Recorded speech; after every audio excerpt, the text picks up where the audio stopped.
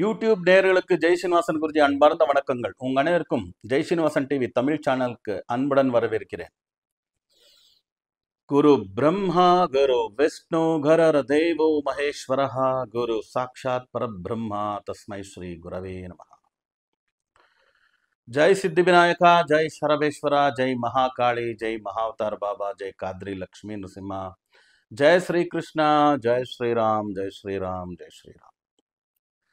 நலமா நேர்களே, சௌக்கியமா நல்லா இருக்கீங்களா? இன்னைக்கு நம்ம பேச போற விஷயம் என்னன்னா, மிதுன ராசி அன்பர்களுக்கு ராகு கேது பயிற்சி 2025 எப்படி இருக்கும் அப்படிங்கறத பத்தி பேச போறோம். உடனே நீங்கெல்லாம் ஜெய் சீனிவாசன் டிவி தமிழ் சேனலை சப்ஸ்கிரைப் பண்ணுங்க, நம்ம எல்லா வீடியோவும் லைக் பண்ணுங்க, மறக்காம ஒரு கமெண்ட் போடுங்கன்னு சொல்லிட்டு பதிவுக்குள்ள போலாமா? வாங்க.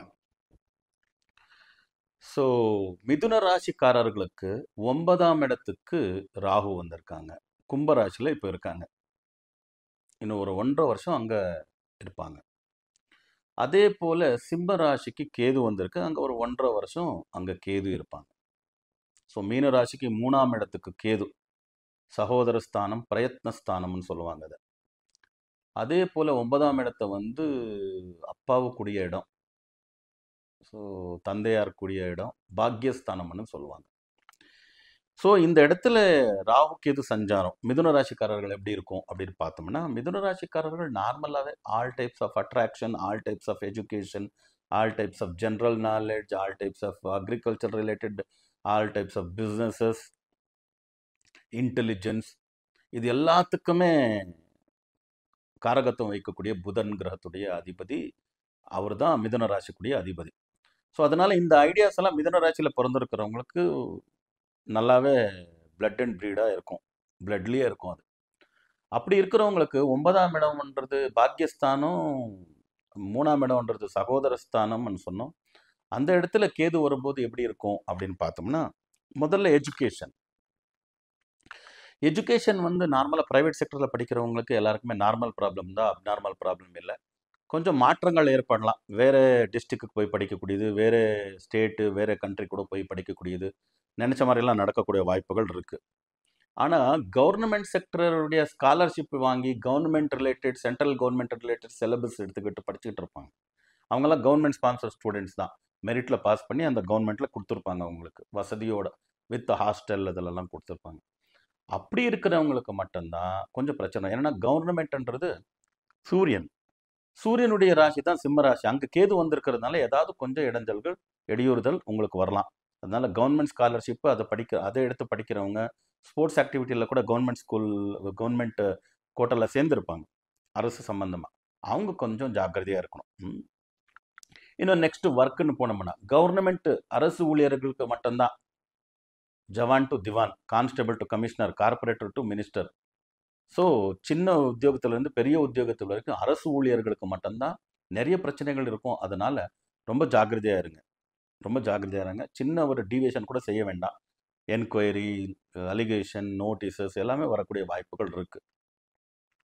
ப்ரைவேட் செக்டரில் இருக்கிறவங்களுக்கு அவ்வளோ பெரிய பிரச்சனை இல்லை. மாற்றங்கள் வரலாம், கொஞ்சம் டிரான்ஸ்ஃபர்ஸ் வரலாம், வேறு டிஸ்ட்ரிக்ட், ஸ்டேட்டு, கண்ட்ரி அப்படின்னு. அவே ஃப்ரம் ஃபேமிலி இருக்கிறோம், அந்த கிளைமேட் ஒத்துக்கல, ஃபுட்டு எதோ ஒத்துக்கலன்ற மாதிரி ஏதோ சின்ன சின்ன ப்ராப்ளம் வரலாமே தவிர, ப்ரமோஷன்ஸு, சேலரி ஹைக்கெல்லாம் ப்ரைவேட் செக்டரில் இருக்கிறவங்களுக்கு கிடச்சிடும். இன்னும் வியாபாரத்தில் இருக்கிறவங்களுக்கு ஒரு பிரச்சனையும் இல்லை.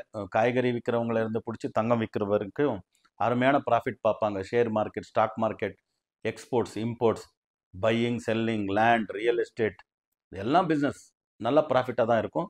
ஃபினான்ஷியல் ப்ராப்ளம் எக்காரணத்து கொண்டு மிதுன ராசிக்காரர்களுக்கு வராது. அருமையான விஷயங்கள்லாம் இருக்கும். அப்புறமா வைஃப் அண்ட் ஹஸ்பண்ட் அண்டர்ஸ்டாண்டிங் அதெல்லாம் கொஞ்சம் இம்ப்ரூவ் ஆகும். கல்யாணத்துக்காக எதிர்பார்த்துட்டு இருக்கவங்க ஒரு நல்ல மேட்ச் கிடைக்கலாம், நல்ல சம்பந்தங்கள் கிடைக்கலாம். குழந்தை செல்வங்கள் எதிர்பார்க்குறவங்களுக்கு கூட முயற்சி எடுத்தால் நடக்கும்.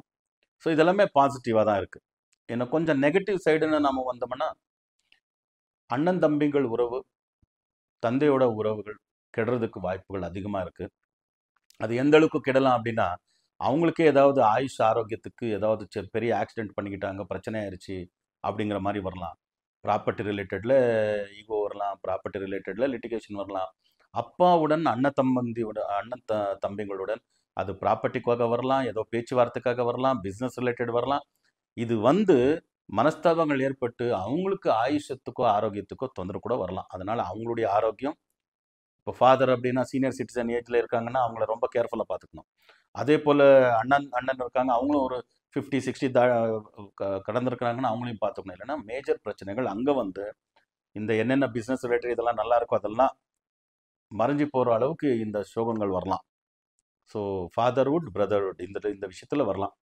அதே போல் உங்களுக்கும் தான் மிதுன ராசிக்காரர்களுக்கு ஹெல்த் ரிலேட்டடில் நர்வ்ஸ் ரிலேட்டடு, அப்புறமா லங்ஸ் ரெஸ்பிரேட்டரி சிஸ்டம் ரிலேட்டட் பிரச்சனைகள் அதிகமாக வரலாம். அதில் ஏதாவது சிம்டம்ஸ் இருந்தால் சரி பண்ணிக்கோங்க. 2 வீலர் 4 வீலர் ஆக்சிடென்ட் அதிகமாக இருக்கிறதுனால சேஃப்டி ஃபஸ்ட் ஸ்பீட் நெக்ஸ்ட்ன்றதை மறக்காதீங்க. மேஜர் ஆக்சிடென்ட்ஸு, அதுவும் ஆர்த்தோபெடிக் ரிலேட்டடில் கால்கள் அதெல்லாமே ஏதோ ஃப்ராக்சர் ஆகி மேஜர் சர்ஜரி ஏதோ ராடு வச்சு ஆப்ரேஷன் பண்ணாங்க அப்படி இப்படிங்கிற மாதிரிலாம் கொஞ்சம் ஹையர் வெர்ஷன் ஆப்ரேஷன் சர்ஜரி வந்துடலாம். அதனால் கொஞ்சம் ஜாக்கிரதையாக பார்த்துக்கோங்க. ஸோ இதுலேருந்து வெளியில் வர்றதுக்கு என்ன பண்ணலாம் குருஜி? ஒரே மார்க்கம் தான். எல்லாருக்கும் தெரிஞ்ச மாதிரி நம்ம தமிழ்நாட்டில் இருக்கக்கூடிய, சவுத் இந்தியா தமிழ்நாட்டில் இருக்கக்கூடிய கும்பகோணம் டெம்பிள் சிட்டி, 9 கிரகங்களுக்கும் நவகிரகங்களுக்கும் க்ஷேத்திரங்கள் இருக்குது. 2 நாள் டைம் வச்சிங்கன்னா ரொம்ப நல்லது. ஒரே நாளில் 9 கிரகங்களையும் தரிசனம் பண்ணிடலாம்.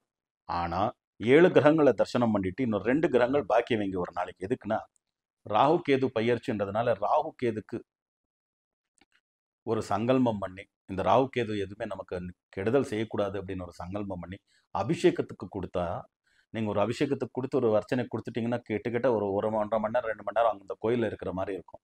அதெல்லாம் ஒரு நல்ல வைப்ரேஷன் தானே. அதனால் நாகநாத சுவாமி கோயில் திருநாகேஸ்வரத்தில் ராகுஸ்தலம், அங்கே அபிஷேகம். நாகநாத சுவாமி கீழ்பெரும்பள்ளம் கேதுஸ்தலம், அங்கே ஒரு அபிஷேகம் கொடுத்துட்டிங்கன்னா 2 நாளில் இது முடிக்கலாம். இன்னும் கொஞ்சம் டெம்பிள்ஸ் கூட கவர் பண்ணிக்கலாம். நீங்கள் 2 நாள் ஒதுக்கிட்டிங்கன்னா 1.5 வருஷம் ராகு கேத்து இருப்பாங்கன்றதுனால ஒரு 6 மாதத்துக்கு ஒரு தடவை செஞ்சுட்டா ரொம்ப நல்லது. கொஞ்சம் வசதி இருக்கிறவங்கன்னா ஒரு 3 மாதம் 4 மாதத்துக்கு ஒரு தடவை போயிட்டு வந்தாலும் ரொம்ப சந்தோஷம்தான். இந்த பரிகாரம் செஞ்சிங்கன்னா ராகு கிரகம் கேது கிரகத்திலேருந்து வரக்கூடிய கெடுதலெல்லாம் குறைஞ்சி நல்ல விஷயங்கள் எல்லாம் அதிகரிக்கும். நல்ல விஷயங்கள்லாம் அதிகரிக்கட்டும்னு சித்தி விநாயகர் சரபேஸ்வர சுவாமியை பிரார்த்தனை பண்ணிட்டு மறுபடியும் புதிய பதிவுகளுடன் உங்களை சந்திக்கும் வரை உங்களிலிருந்து விடைபெறுவது உங்கள் ஜெயா ஸ்ரீனிவாசன் குருஜி. லோகா சமஸ்தா சுக்கினோ பவந்து, சர்வே ஜனா சுக்கினோ பவந்து, வசுதைவ குடும்பக்கம்.